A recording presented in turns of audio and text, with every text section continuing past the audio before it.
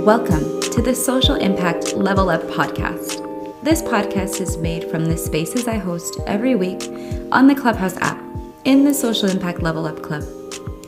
If you don't know me, I'm Wendie V, and I am a coach for socially conscious entrepreneurs. I help you develop your social impact mission, clarify your vision, and turn your ideas into action. Every week, I talk to leaders with a social impact mission about money mindset and manifestation. We also hold weekly spaces for our collective to join forces and change the world. In each episode, you'll hear me moderate the conversation with my two co-hosts, Rodrigo Bravo and Santiago Cáceres. Through this podcast, we hope that you will learn, grow, and thrive with our collective. Now, here's a little bit more about this episode. So this episode is called Change the World because it was right around Thanksgiving when we had this conversation in our collective on Clubhouse. We were talking about what each of us can do to help change the world and how we use our business to impact others around us. It's not really about us, it's about the individual change, the change that we make for other people, the impact that we have on their lives so that they can get to the next step of their journey or move on to the next level. Here's our episode today. I wanted to talk a lot about the concept of a collective and how we're trying to build sort of a community and what we're all individually doing to make what we think is a change. And it's kind of a big concept, like change the world. Just like, yes, now we're gonna end hunger and we're gonna do all these things. It's gonna be awesome. Definitely not what I mean. What I mean more is in your world, in impact that you are making through your business or through the people you're serving. Are there stories that you have? Are there people that you've been working with? Are there things that you want to share with us that help us kind of understand your business and what you're doing a little better through a story, through someone that you're actually changing their world for? I know a lot of the times in my rooms, Ale or Jessica will talk about how my work has helped them recently. I know that there's another couple people on this app that I've met that have given me really great testimonials and feedback and things like that. And I think those are all beautiful stories from people that, you don't always hear all the time. So that's what this room is about. It's really about us and our stories and how we're individually changing the world. It's time for us to, I think, really celebrate the things that we're doing. Sometimes we don't lean into the fact that we are making change because we think it's maybe kind of micro in some ways, or we downplay it, or we just are not paying attention and looking for these types of evidence that we're doing something to change the world. But I really want us to have time to talk about the genuine connections that we're making through our work and the impact. So that is what the room is about today. There's no actual topic in terms of lesson or anything like that I normally prepare. This room really is just about us as a community, about us as our stories, and about us as visionaries for what it is that we're trying to create. And so that's what I wanted to talk about today. I'm going to change the entire world, but I do know that my impact on one person has the ability to begin a chain reaction that will lead to changing the world. And so I think that is really important, because I think it's really easy to get caught up in the big picture, but on a smaller scale within my community, I've been a part of some really great movements here. And being, there's only 3 Puerto Rican doulas here in Charlotte, North Carolina. And so I'm one of those 3. And being able to provide services where I can educate my community on womb health has been really beautiful. And for me, just that's been something that I've wanted to do. So I think overall, I don't have plans on changing the world myself, but I have plans on impacting my community so we can change the world together. And today the topic is how we as individuals are kind of collectively changing the world. So, but as Jessica just said, what are we doing in the work that, whether a business or a nonprofit is focusing on? What are we doing to help others? And what are the stories that exist there in that space? And so Jessica was just talking a little bit about her experience as a doula, a representative of her community. And I think that each of us has kind of our own different spin on what that change in our community or what kind of change we're making looks like. So I'm just curious to hear from others what your story is. Hi, guys. Hi, Wendy. Hi, everyone. I wanted to add to what Jessica said. So, it's not really, I don't feel like I can change the world, but I can definitely change the world of like women in the kitchen. You would think, like, growing up, I thought women belonged in the kitchen. I didn't think men cooked at all. And growing up or going to school and realizing how dominated it is with men. I mean, even baking, cooking, everything. And it was so confusing when I started applying for jobs in the kitchen, how easily it was. Well, I was literally told, well, they talk kind of raunchy back there. Do you think you have thick skin for it? Like, what? This isn't right. Like, how is this even possible? I once applied for another position. I was told I was too pretty for the job, that they were going to have to put security at the kitchen door. Like, how ridiculous is that? I can't even, I don't have a daughter, but I can't even imagine like my reaction if somebody was to tell her that. Like, I'd be so pissed. So my mission now is to, I started my own business because I don't want to work for men anymore. It's so annoying. I don't want to work for men. I want to run my own business. I want to hire women. I want to hire single mothers. I want to hire dropouts, the girls that drop out because they don't have any support system.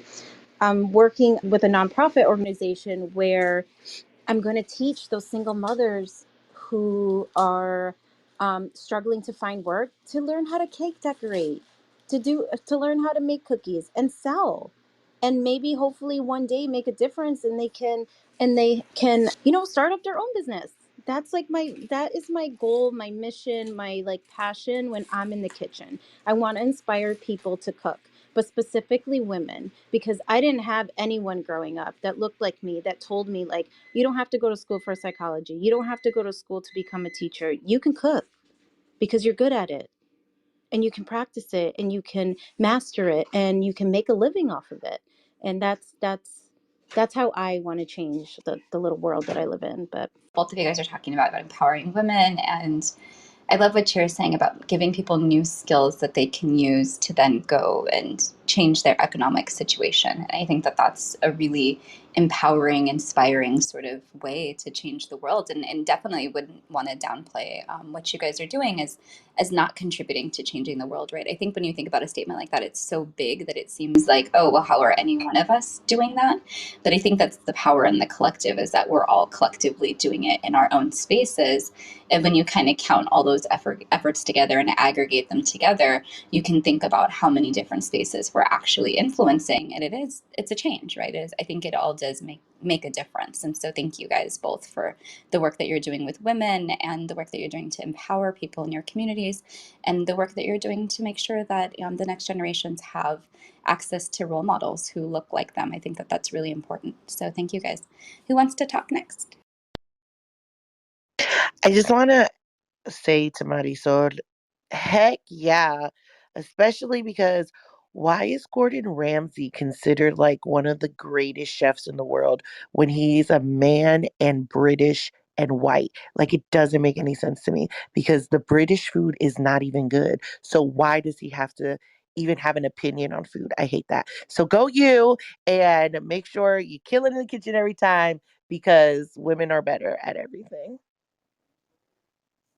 yeah. Gordon Ramsay gripe over. Genny, do you want to go next? I will never be over Gordon Ramsay writing. I hate him. But yes. Well, hi, everybody. Thanks for having this room. Wendy, hello, everybody on stage and in the mezzanine. My name is Genny with a G, and I've been working in political spaces and policy spaces and doing a lot to, I think, change the world. At least that's what I need to believe to make sure that we keep doing this work, making sure that people are educated on what happens once somebody gets elected and what does that look like when they're governing. And in my work right now, really trying to break down what a lot of this stuff says. And what I've been told on many occasions is that people enjoy me because I'm able to break it down in a way that they understand stuff. Like everything that they've provided to us, and they being government, they being the white man, them being the decision makers, they try to make it more difficult for people to get involved and to be less interested. But the fact is, if it weren't important, they wouldn't work so hard to make sure that we don't get involved. So I think that the work that I do continuously tries to push and change the world in educating specifically people of color and movements of color, and also trying to help people of color realize their internalized racism and why their systems don't work in their favor when they try to act like the oppressor. And so really trying to explain to the oppressed that they are oppressed, and having an opportunity to educate people on getting involved in a system that they normally wouldn't have. And like just yesterday, I spoke at a high school, and I was able to let them know of a career path that I never knew about when I was in high school, and really talking to them in a way that wasn't condescending or trying to make them think that they have to have a certain guide, right? Because almost I think every classroom says you need to finish school so you can go to college so then you can get a job. But a lot of times in our generations and generations moving forward, that's not really the path. So been happy to have conversations like that with young and old people to really focus their attention on how they can get involved and change and disrupt the systems as we see them now, and try to make something better for the future. Yes, Jenny, I love that what you said. If it wasn't important, there wouldn't be so many efforts against it. I think that that is so true. But thank you again for holding the space for people to learn about the importance of engaging in the political process. I know that you do a lot of work on Zoom, and you do a lot of work on Instagram and other places to just get people to have the conversation. And you're an excellent space holder for that conversation. And so I just wanted to lift you up for the work that you've been doing, because not only do you have skills in teaching people how to engage and how to kind of be in those spaces, but you also are a leader in creating those spaces for people. Thank you. If you just joined us, we're talking today about how we, in our places of either work or communities or wherever, what are we doing to help change the world, even if it's just our little part of it, and what are those stories of the people that we're working with, or the stories of what we're doing, and how does that all kind of aggregate together to help the larger world, when you're thinking about it as that kind of concept, so that we all can contribute in our own different ways. I think it's a really great example of the capacity and taking advantage of that capacity that we have within our current roles to do what we can to make changes, regardless of how small we may think they are. Marisol doing what she needs to do to help advance the cause of, like, hey, I'm going to be my own boss. I'm going to do things my way because things aren't the way they are not. It's not supposed to be that way.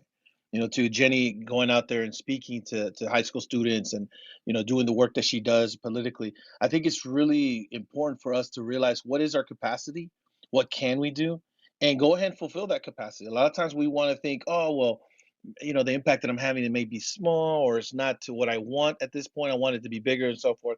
We got to start somewhere though. And so for me, for example, when I was in the corporate world, I actually just posted about this. It's funny we're having this topic. I was very much involved with connecting communities to transit. I was the manager at that point with that particular story. I was the manager of bus public facilities, and I started an art shelter program, and basically connecting students to the transit infrastructure that we had throughout the city of Houston. We ended up doing about, I would say, about 11 different schools that we collaborated with. And well, I'm not there anymore, right? But my biggest thing now has been literacy. I've always been a literacy advocate. I'm part of a program called Real Men Read. It's based out of Houston. Basically, men out of the community go out there and read to the students. It's been a little bit more, it's been difficult now. The last 3 times that I participated, it's always been via Zoom, which is a little bit different and so forth.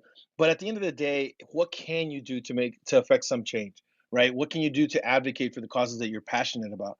And if you're really willing to do it, you'll find a way. There is, it may be a little bit difficult. You may have to start getting accustomed to video conferencing, for example, right now in this pandemic times and whatnot, or you may have to figure something else out.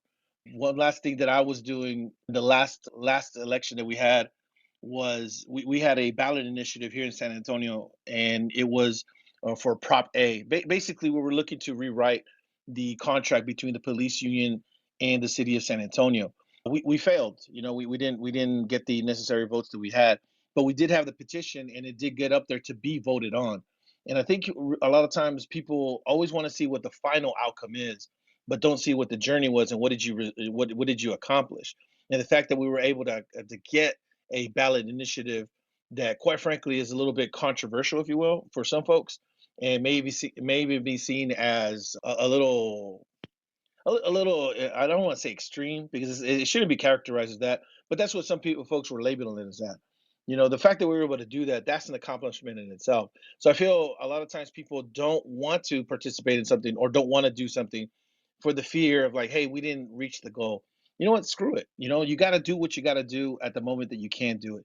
Get out there, get the vote, push the initiatives that we have. This particular initiative is part of a group of folks, the Black and Brown Men's Initiative here in San Antonio and Houston. And basically, we galvanize around these issues that affect brown and black men and go out there and advocate for those. And that was one of the positions that we took. We were out there at the voting locations, making sure that people, weren't intimidated by the voting. We pushed the actual language to certain folks. We held some virtual conferences on Zoom and so forth. Again, it's not ideal right now during these times, but it is what it is considering what the pandemic's going on. At the end of the day, though, I want to definitely encourage anybody that just find out what your capacity is, what can you do, and go out there and do it. Because the best time to do anything when it comes to going for your passion is now. Don't wait on that. Don't do that. So I'm really proud of Marisol, what she's doing, getting her new position as executive chef at the restaurant she's at, and really Genny going out there day in and day out. I know she doesn't like talking about it, but the work that she's doing is really important, and I appreciate her doing that and just both being examples, strong Latinas going out there and tackling the issues that are important to them, being passionate about it, and really the tone for what needs to happen when we're trying to affect change in our communities. With that said, my name is Rodrigo.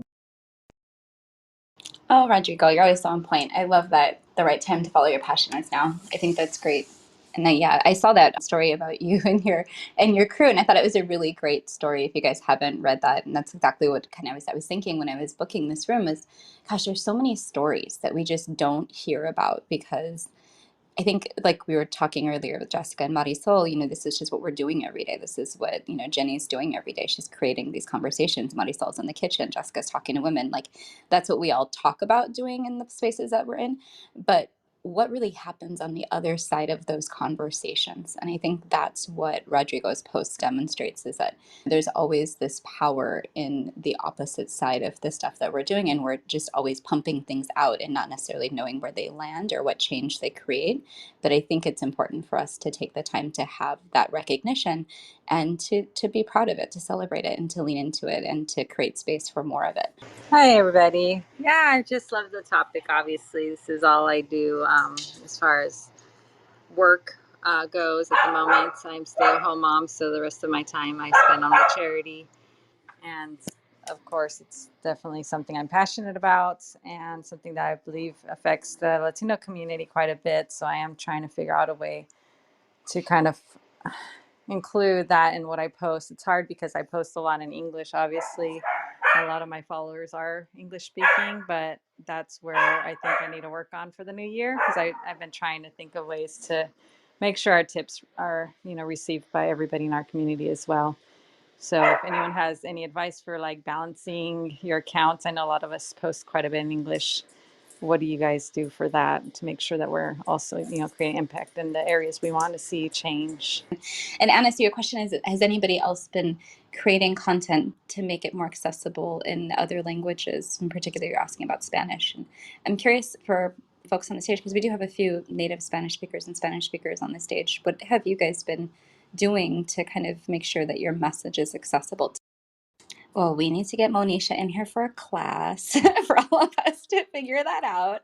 No, I think it's a great question. Oh, here comes Lupita. I think Lupita has done some stuff. I have not done anything. I am not.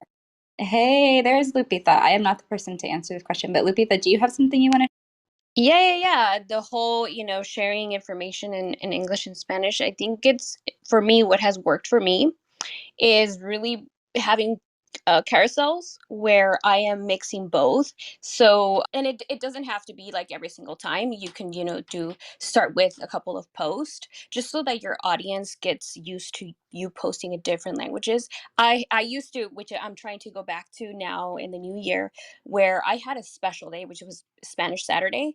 And that's where I posted all my Spanish content. I made it all about la comunidad and stuff like that. So it's just kind of easing into it first of all, and then kind of getting feedback from your audience and really asking, is this something that you're interested in Spanish?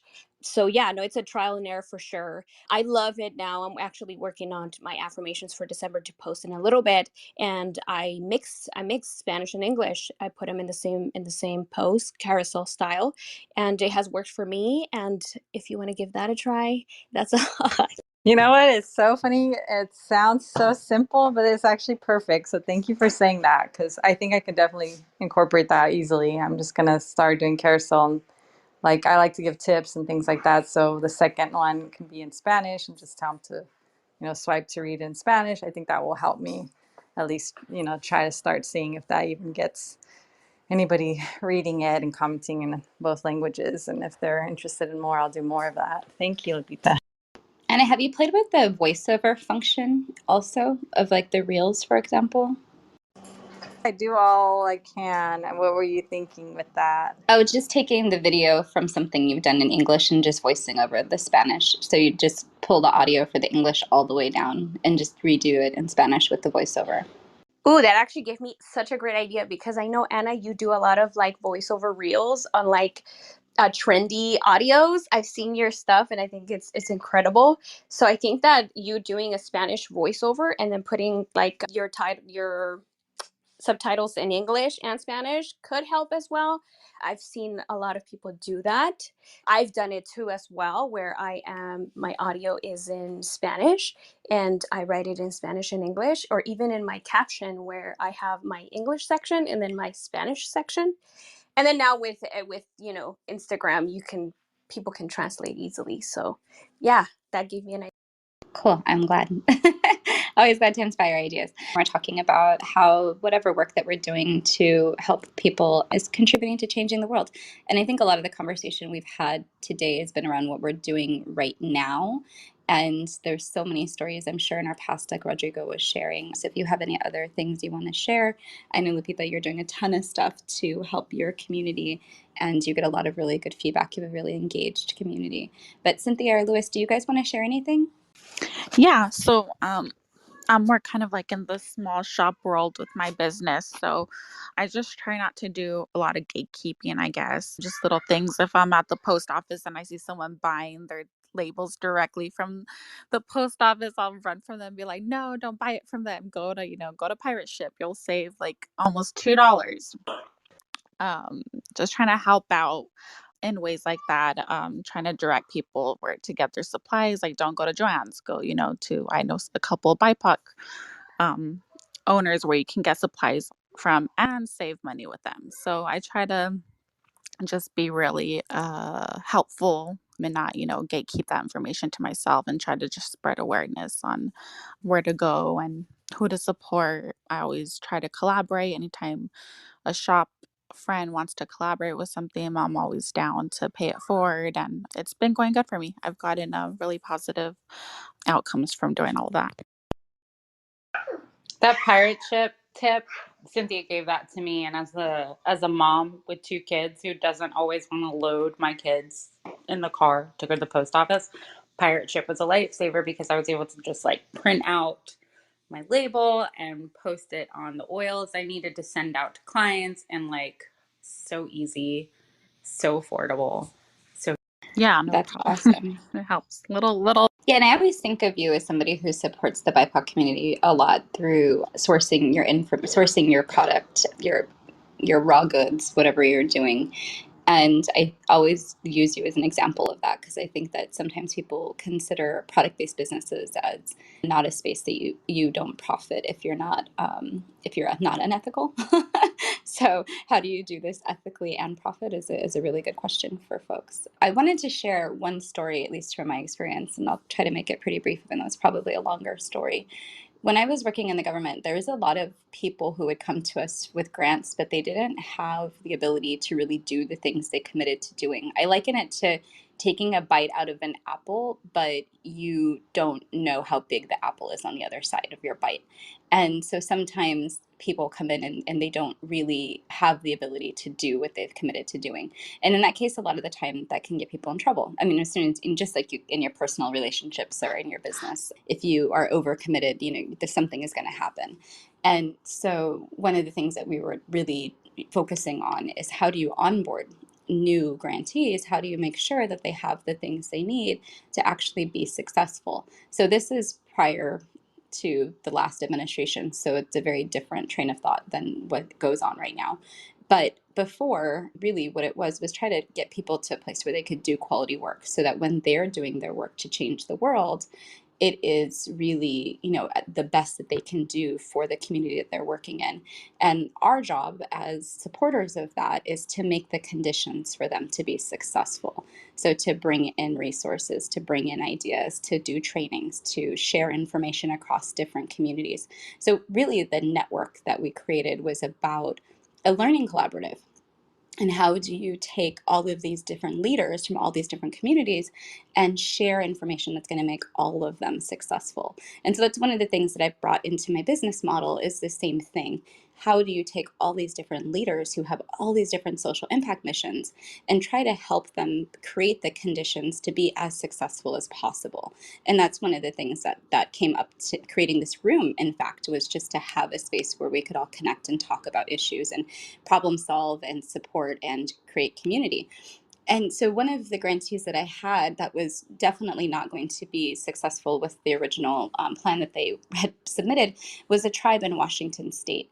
And so I had to go on site in about 2018, I think it was August 2018, and do almost a week of training with them. And what I realized was that it wasn't that people weren't engaged or people weren't competent or they weren't intelligent. It was simply that the needs of their community were just too large for them to ever possibly handle. And they didn't know that they had bitten off a very big part of a very, very big apple. And so they were trying to do all kinds of different things. And it was almost like throwing spaghetti on the wall, right? Like you just, different strategies, nothing's organized, everything is chaos. I'm not entirely sure who's getting what service or how or why. And so I had to do a lot of mapping with them, thinking through, well, who needs what and when and how, and what exactly are you doing to get them that thing? And this is a lot of logic that Jessica and Ali have gone through in my accelerator program too. It's really going back to the needs of the people that you serve. And in this particular case, a lot of the needs that they were serving were young people in the community, people who had experienced generational poverty, who were part of, limited educational opportunities, but did have a very, very engaged cultural education, a very rich cultural education, in fact. And so people had these wonderful traditions that were supportive, and they were trying to bring in other more formal supports like mental health services and substance use services and all these other things to kind of complement what already had been filled by the cultural aspects. And so when I went, I was there for a canoe journey. And it was this long journey from, I think it's the northern coast of California, and they go all the way up the coast past Oregon into Washington and up into near Bellingham, Washington. So it's quite north of Washington. And it's a really far journey to go in a canoe with these team of 5 people. So it's a really big deal. It takes a long time. It takes this team spirit. It takes all these different things. And so there were entire teams of young people from this community who were coming on this canoe journey. And it's this big kind of rite of passage sort of situation. So it was really cool to be able to be there for that. So I got to see some of the cultural aspects of what this community has in terms of assets. And when I was there, one of the things that was really humbling was that they actually asked us, do you want to participate in a healing drum circle? We had a young woman just come in, and she's had thoughts of suicide, and she's had a lot of other things going on with her, and we don't need to really have a conversation with her about those things, but we do want to hold space for her. And so, do you guys want to join us? And so we were like, sure. And so we got to go into a private office, and we had some of the elders who were there as part of our team, and they brought out the drums, and we all got to sit and drum and sing and hang out with this young woman. And at the end, you got to see, well, one, she was very solemn at the beginning. And as we kind of connected through the songs and through the drumming, you saw tears come to her eyes, and she just sort of opened up, and she was very grateful. And there was a song that I actually sang from my own kind of indigenous chanting history of things that she really, really enjoyed and was very thankful after for sharing it. And she said, I just was really grateful for you guys for being here for me when I needed someone. And that, you know, it wasn't so much that I needed mental health services or anything like that, but it's just that I needed someone to be supportive.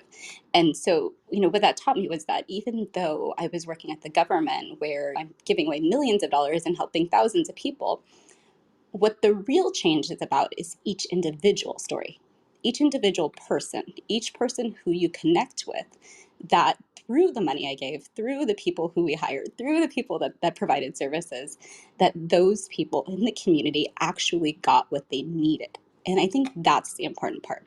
So when we're talking about changing the world, it's not necessarily always about changing life conditions or healing, you know, people on a mass scale or anything like that. Sometimes it's really just about those individual stories and making conditions for them better so that they can go to the next step of their journey. And sometimes we forget that it's not about the end of the line outcome, but it is really about going to the next steps of our journey and how do we help others get to that place. So that's the story that I wanted to share today. And please feel free to ask questions or comments or whatever. We have a lot of people who just joined us. So we're talking today about how each of us takes our own actions to help change the world, and happy to have anyone come and join us on the stage. If you want to, I'm going to invite you up. And yeah, anybody else want to share?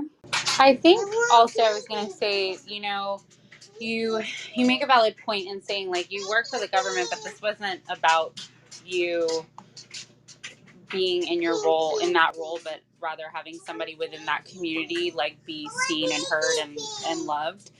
And I think that that's the thing that I learned early on in my journey of doing healing work, is that the stuff that we do in our day-to-day lives, we still have an opportunity to be a light anywhere we go.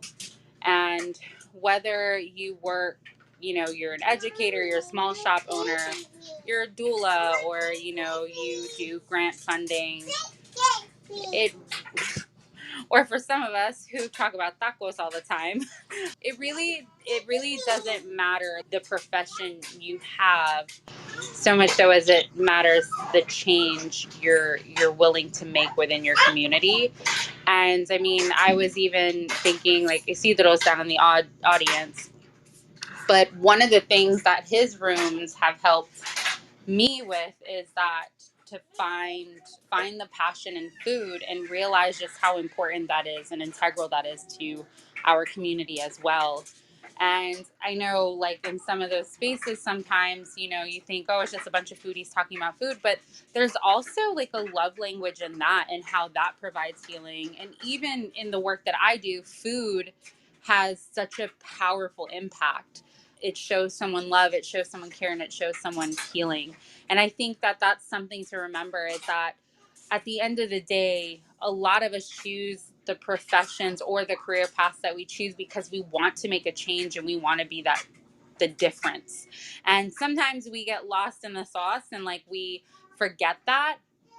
But when you come back to your first love, when I realized why I chose the career path that I did, it's because I know that my community needs the healing that, like, and I'm that vine off of the tree where there's so many others. So, like, you know, Wendie, like, you have giftings and I have giftings, and somehow even in our friendship we can merge those together and we can create spaces. And I've been really, really grateful for, you know, and, you know, you messaged me on Thanksgiving, and you know, I don't think that you guys realize, like, you guys came into my life in a time where I needed you, and the conversations and the laughter that have come from that, it impacted me. So sometimes us just showing up, I feel like I'm going to get emotional.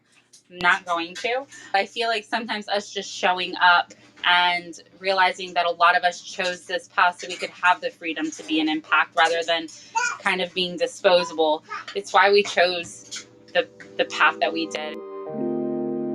Now that you've joined our community by listening to this podcast episode, I want to welcome you to participate in a conversation with our collective very soon. If you're not on the Clubhouse app, you can connect to me on any social media platform as Wendie Veloz, Veloz. I'd like to thank everyone in our community who participated in this episode, and especially my partners in crime, Santiago and Rodrigo. Until next episode, keep changing the world.